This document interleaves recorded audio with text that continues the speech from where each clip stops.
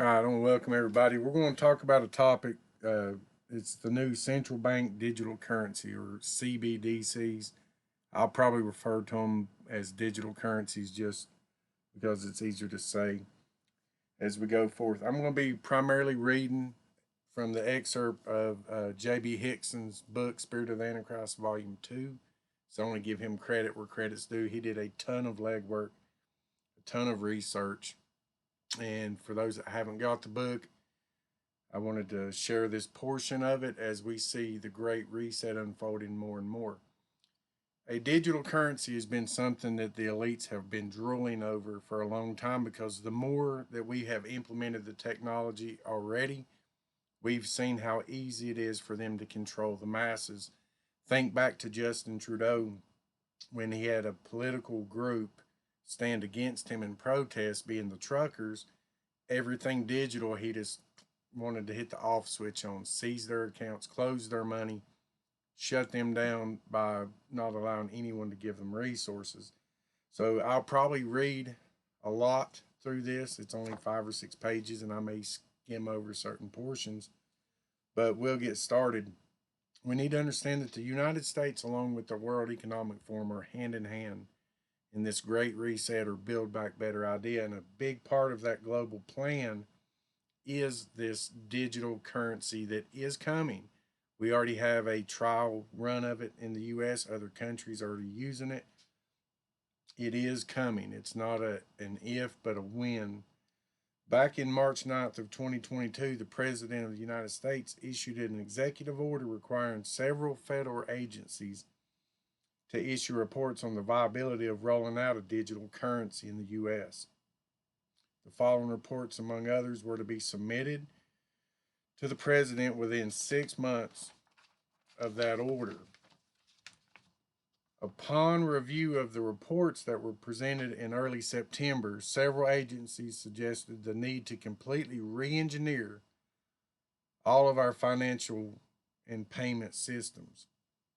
One gets the sense that they're talking about changing more than the dollar. They're talking about changing everything. That's exactly what they're talking about. This has been a Luciferian plan all along.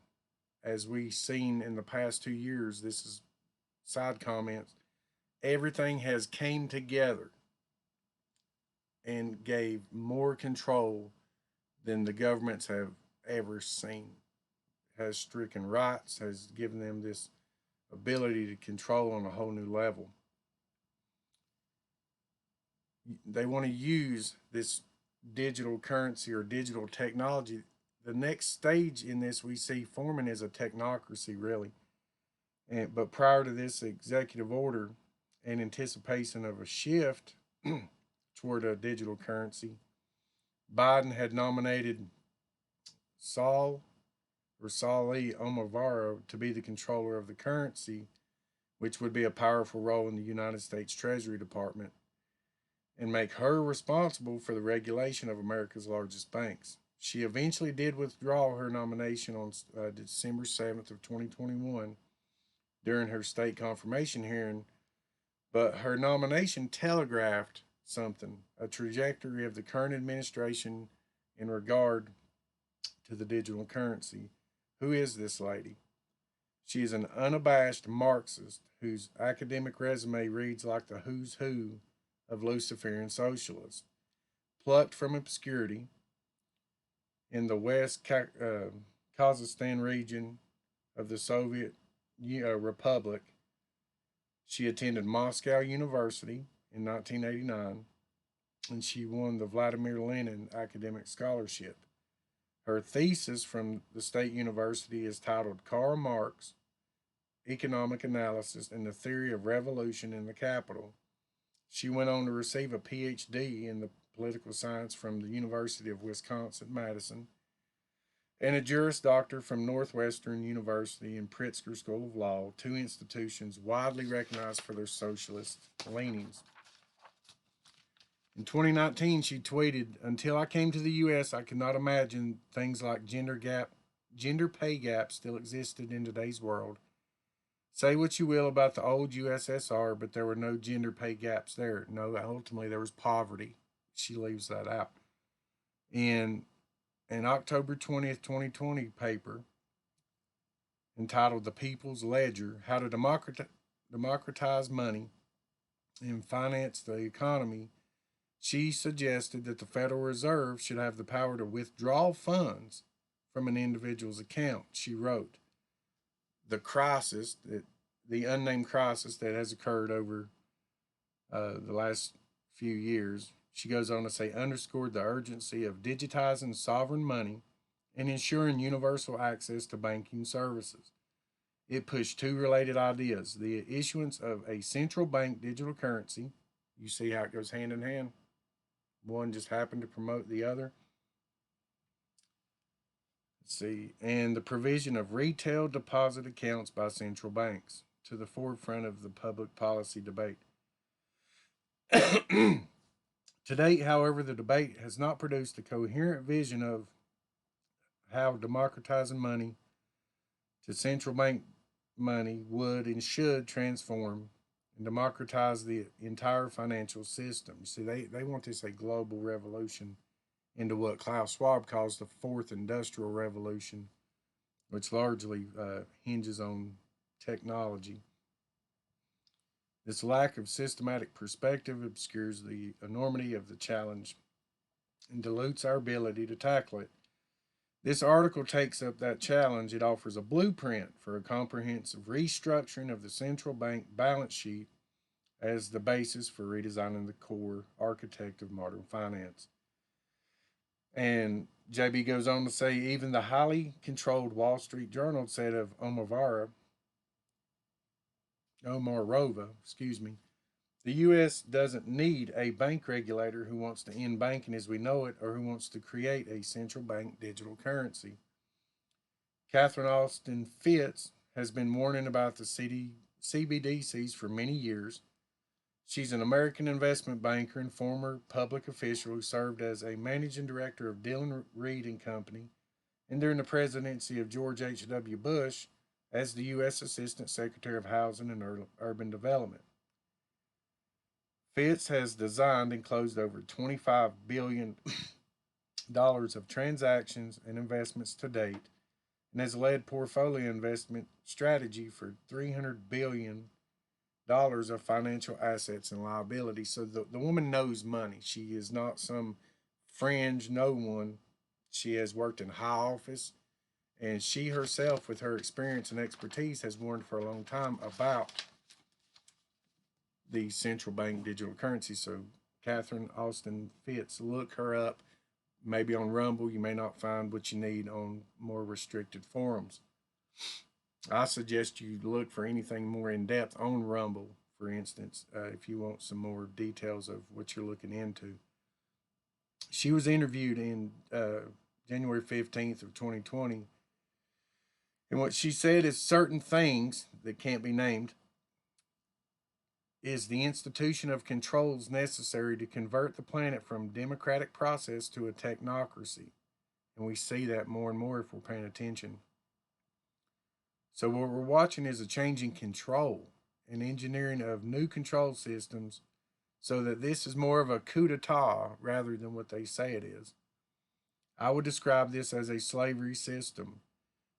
So we're talking about shifting out of freedom, where we have freedom to roam and freedom to say what we want, into a complete control system 24/7, including mind control. Technology gives you the ability to institute a complete control system and further centralize economic and political control. You know, you can look up pretty much anywhere online right now and you can see that the U.S. has launched its beta test of these CBDCs beginning in November. I believe it was in December, and it's currently still running, still going on. So it is happening even behind the scenes, though it's getting little to no press. Joseph Farrell concurs with Fitts. In an article for SGT Report, he writes that these digital currencies, in the hands of central banks coupled with a social credit score system, would effectively not be currency at all, but more like corporate coupons, whose value or lack thereof can be adjusted on a case-to-case basis. Depending on your behavior and your thinking, it has been said soon information will be more valuable than water, and the most terrifying aspect of these digital currencies is their programmable nature. And when I looked up an article on Wine Press News, it's speaking of the digital currencies that's being rolled out, and the trial that it reports that last month the Federal Reserve partnered with 6 other mega banks: Bank of America, Citigroup, Goldman Sachs, J.P. Morgan Chase, Morgan Stanley, and Wells Fargo to a trial to trial a carbon-based social credit score system, a pilot program that will launch in early 2023. One Australian megabank has already integrated a carbon-based social credit score program and climate incentives into their services. So you see this fake man-made climate change uh, push is being used to control the people. It's not about the planet. You see this social credit score that the human right depriving communist China uses is something that has already branched out into Australia in this banking program that those in this beta test for the US's digital currency is contemplating on using your social credit score. How many likes do you have? How many friends do you have? Where do you fit on your social media platform? Are you verified or are you not? Using all of these things as a control measure to go hand in hand. All of these tactics are heading toward the new and global elite order that the Great Reset envisions. These are all pieces to that chessboard that are being said. It is coming. This is not fantasy. This is not conspiracy theory, even though there's many conspiracies. This is just simply what they're putting right out in front of you, that this is where we're headed. So I just want you to be aware of it. He goes on to, when he spoke of that these are programmable in nature, the people who issue the money will have the power over how it's spent. If they don't want you to buy certain things, it won't be allowed to be spent that way. Excuse me. You see these 15-minute city ideas where they're restricting your movement. All of this coming together with the Luciferians like Schwab, like King Charles, like Bill Gates, and all the rest are putting these things together to squeeze everyone into a more controllable system. And the digital aspect of it is huge in their plans. The Luciferians are no longer trying to hide their real objectives. They literally say it out in the open. It's just most people, when they hear it, refuse to accept that they're actually serious or that this is their intent, or they just want to ignore it.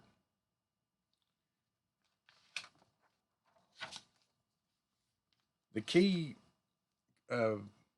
gentleman or person named Karsten stated that the key with a central bank currency is that the central bank will have absolute control on the rules and the regulation. This is money that's created digitally, just fiat with the fingers, and they'll have full control over how it's used, who uses it, how much is spent. The other countries are already suffering through this now. And they will have the technology to enforce it.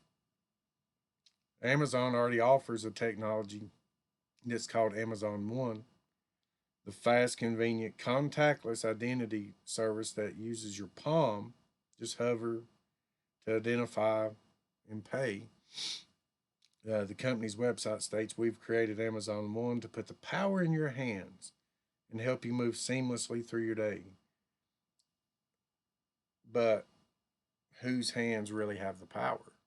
Those that control the money. You see, they'll market it as convenient, and there'll be some small benefit to it. It'll be easy, and it's like, wow, this is fast. I'm not having to handle that dirty old money that they've got people scared to death to touch anymore. It's just all about convenience, and it's safer, and it's better, and it's not about what they really mean by implementing it, but they will spin it as a good thing, as they always do. Same way they do with certain control of certain tools that your Second Amendment gives you access to. It says, according to an independent article by Helen Coffey, Swedish commuters can use futuristic hand implant microchip as train tickets. She writes, gone are the days when an e-ticket is cutting edge. One Swedish rail company is offering passengers the option of using a biometric chip implanted in their hand in lieu of a paper train ticket. It may be the passenger's hand, JB quotes, but let's not forget it's the Luciferian's microchip that's going in it. Implanted microchips are not just for Europeans, though. Here in the U.S., a company named Three Square Market in River Falls, Wisconsin, became the first U.S. company to microchip its employees. Tom Mutton, the CBDC director at Bank of England, which you can look up England's, there's a lot of talk about England implementing this now as well,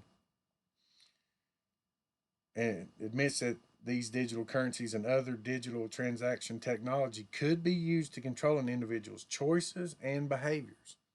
According to Mutton, you can introduce programmability. There can be some socially beneficial outcomes from that, preventing activity which is seen to be socially harmful in some way. But look, who gets to decide what's socially harmful? For a long period, people couldn't go see grandma or go to church and worship God on Easter because that was deemed socially harmful, or potentially, but you could go to a strip club. That was safe, according to them. In keeping with Satan's goal, the book reads, of complete control over the world, these digital currencies will allow the Luciferians to determine what and if anything you can purchase and when, if ever, you can do so. Think about that. If they don't want you to be able to use your money more than 5 miles from home, that's it. Your money turns off 5 miles from home. Catherine Austin Fitz warns. In September 7th of 2022, Mark Jeftovic writes, we're into the end game of the late stage globalism and things are moving fast. Decades of increasingly centralized fiat based plunder are now coming to a head, and the system is unraveling quickly. As proof, he goes on to point out, energy costs are skyrocketing thanks to ESG inspired shortages. Inflation rates exceeding the stagflationary 70s are hitting across the board, and in some areas, Turkey, Argentina, Sri Lanka, Lebanon are on verge of hyperinflation. The global bond market could come unglued at any moment as trapped central banks are trying to hike into a global recession. Geopolitical tensions, even among NATO allies, eerily reminiscent of the months leading up to 1914 when the world sleepwalked into the first industrial scale global war. Political and cultural allies or elites the world over have never been more unhinged and detached from reality, and that's such a true statement all the way around. He adds, many commentators are positioning a monetary endgame scenario in which the Fed and other central banks really do lose control of the bond market, the 150 to 300 trillion, depending on what you include, global debt implodes. The financial system itself enters the collapse that has been serially postponed since the dot com bust. Remember when they propped up the economy instead of letting it fall, the bubble just got bigger. Jeftovic may or may not understand the full extent of the Luciferian conspiracy, and I hope Christians are starting to see that that's what this is. But he certainly understands the role of CBDCs in creating a global control grid, and he paints the following grim picture. It is hypothetical, I want to point that out, but it's looking more and more likely. So here's his scenario. If you will, persistent double digit inflation, energy costs, soaring shortages, causing blackouts across Europe, bond yields spiking uncontrollably, supply chains grinding to a halt while sovereign debt crises erupt the world over. It doesn't sound far fetched already, does it?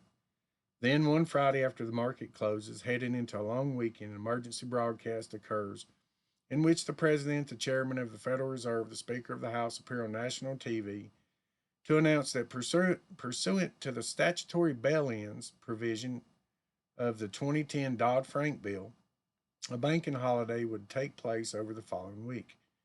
During the holiday, certain bank liabilities would be converted into Fed coin, FED, and ERC-20 token on the Ethereum blockchain at the rate of 10 Fed per dollar. So it's just in a weekend, you take whatever dollar you have and you convert it over into a coin. Ethereum is one possible um, type blockchain currency that he's using for the example. Every depositor would have an NFT issued to their social security number, and that would give them access to their Fed coin via the sign on with Ethereum protocol. Depositors would have to stake their Ethereum to access the full benefits of Fed coin. However, any suboptimal social behaviors, such as being behind on current um, medical procedures or running your air conditioner too cool, could result in slashing, having a portion of their staked assets burned. So you would lose those because your behavior wasn't in accordance to what they would say that it should be. Similar announcements are being made elsewhere in Canada. Prime Minister Freeland and her Finance Minister Stephen Goldbolt announced the creation of Loon Coin. That sounds familiar for Trudeau's, anyway. LOON coin, invoking the bank recapitalization bail-in conversion regulations from 2018, while in Australia they refer to the financial sector legislation amendment, crisis resolution powers, and other measures bill of 27. It's amazing how many of these bills are relatively new by all consideration. Across the G20, each leader is calling their national uh, initiative part of the Great Restructuring or Great Reset. Ethereum, to which Jeff DeVick refers, is a hypothetical scenario. Is right now second only to Bitcoin. He used this currency as the scenario. It is second only to Bitcoin in the cryptocurrency world. The most likely platform for the fast approaching global digital currency is Ethereum, Jeff DeVick points out. At the WEF meeting in 2020, one of the Ethereum co founders, CEO Joseph Lubin, presented a white paper making the case for Ethereum to be the rails for the new digital currencies. In his paper, he begins with these words: as the World Economic Forum meets in Davos for the 50th time, it does so against the backdrop of a sea of change in the mechanics of money. Lubin goes on to write, we provide both an overview of CBDC and a concrete example of how they might be implemented on the Ethereum blockchain. We believe that Ethereum is the best suited blockchain network for the kind of maximally secure global scale interoperable settlement platforms that these digital currencies would require. When the globalists at the World Economic Forum, sitting in the driver's seat of the Great Reset, begins taking pitches for a global CBDC software, you know the rollout for that one world currency can't be too far behind. So that's the section of the book that I wanted to share with you. If you haven't got that book yet, if you can find a way to get it, eat one less meal for 3 days or something, you can go to spiritoftheantichrist.org. It is packed. That is a small portion of the information that has been put together by a free grace, eternal security, sound pastor who has put in 15 years into this research, trying to help people see what's coming down the pipe and taking and looking at it through a scriptural lens. So I highly recommend that at spiritoftheantichrist.org. You have volume 1, volume 2. I looked recently. 1 and 2 are still available in hardback. Volume 1 is available for even less in a digital form. And hopefully down the road, Volume 2 might be put on there as well, I hope. So these central bank digital currencies, they have been training people in pushing the masses in this direction for a long time. It started with a simple piece of plastic that you would carry in lieu of paper tangible money or coins. That shifted into uh, other types of digital currencies that where you're taking that money and you're putting it and parking it somewhere, the physical money, and you're transferring everything wirelessly through either PayPal, bank transfer, wireless transfer. And these were all incremental steps in taking us in this direction. And then they scare you to think, handling money is somehow unsafe now, given certain um, recent events over the past few years, and just have people just looking for some safe way, some good, safe digital way that they can do their commerce and their and things digitally. These are all pushing toward the globalist agenda of control and conquer and subdue. And they're wanting to use, and they are using technology is their biggest tool. So there's nothing that can be done to stop this. I just did want to make you aware that it is not a far off down the pipe dream for the World Economic Forum and the global elites. This is something that is already being practiced, beta tested, and being accepted all over the world. And it is not a good thing. It is not a good thing to put that type of control in the hands of these type of people who will shut your bank down if you disagree with them politically. What about religiously? What about ethically? What about fill in the blank? Trying to force people to go this route. That is their goal. So, like I said, if you've not checked out those books, if you're able, I highly recommend them. The information, and I like hard copy stuff, stuff you can hold in your hand. If you can't hold it in your hand, you technically don't have it. You have a prospect of maybe getting it. If you can't touch it, you don't own it. So that's a reality that's lost in this generation as well. So just stay vigilant. And the good news in this is it means that time is getting closer and closer to Christ's return. We can never and we should never lose sight of that. But while we're here, we need to keep up with what's going on. And these central bank digital currencies are not something that's going to bring in some godly utopia, but it's going to bring in some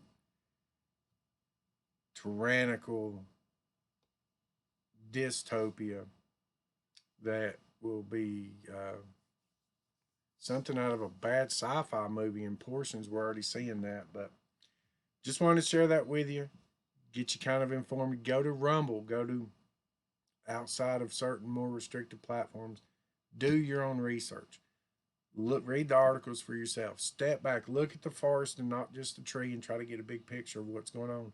And what you see is that these people are not your friends. These people do not have your best interests in mind, and these people are the ones pushing all of these moves that we've seen. And it's all about control. It has nothing to do with anything good. So don't buy into that nonsense. If you have, step back and look at these people. Study out Schwab. Look at Gates and his connection all the way back to the World Economic Forum, long back in these people. Same with King Charles and so many of the others. And just, keep looking up, keep your faith in Christ. And I just want to share this with you in case there's steps that you can take ahead of the wave to put yourself in a better position for the future. So, till next time, take care. God bless. And until next time.